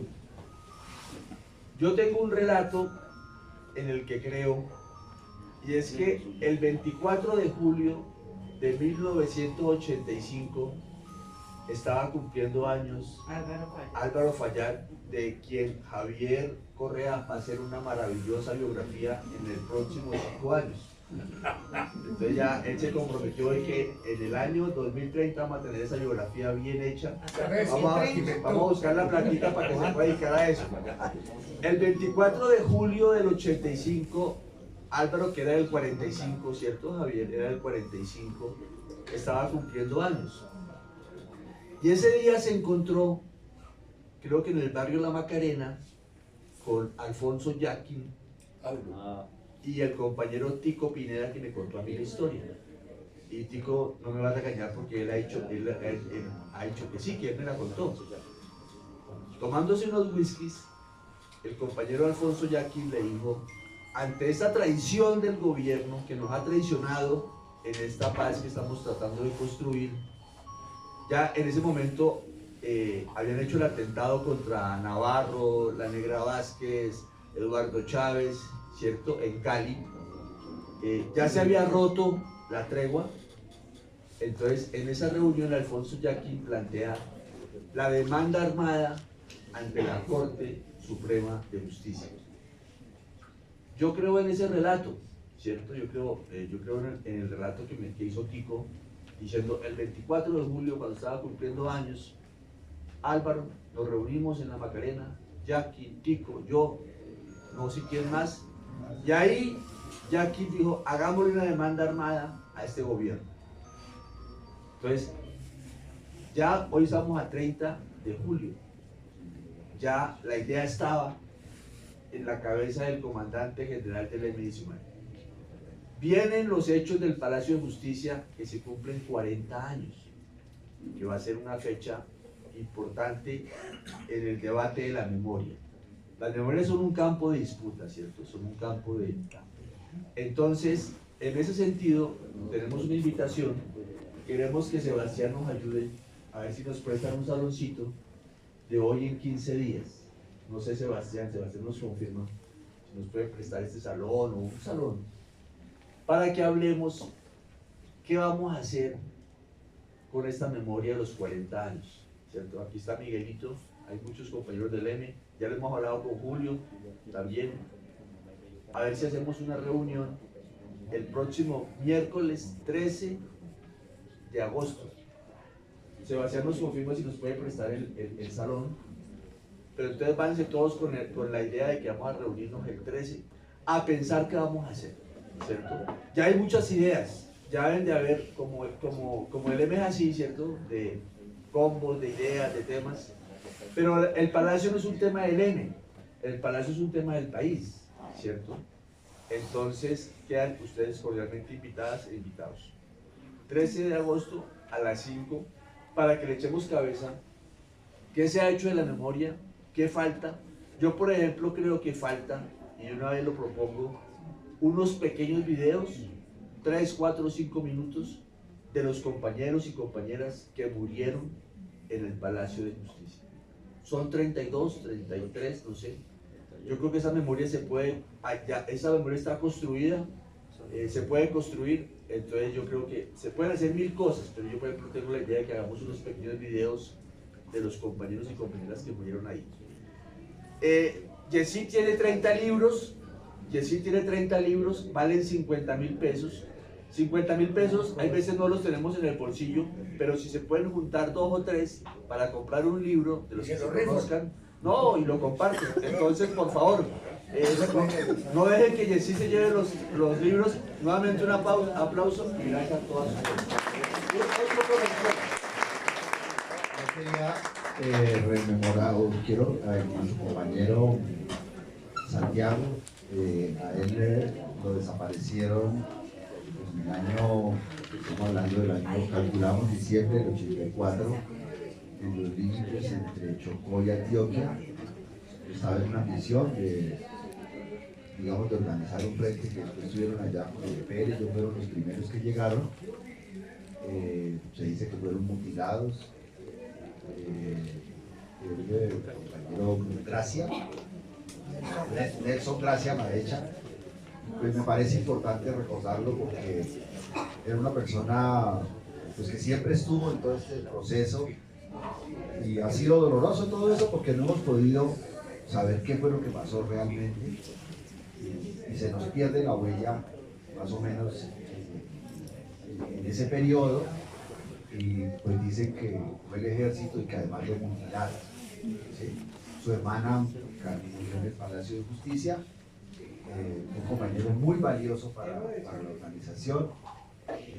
Y bueno, su mamá fue una de las líderes, y eso está en el libro para que no se den cuenta, una de las líderes del movimiento de las madres que estaban alrededor de los presos políticos.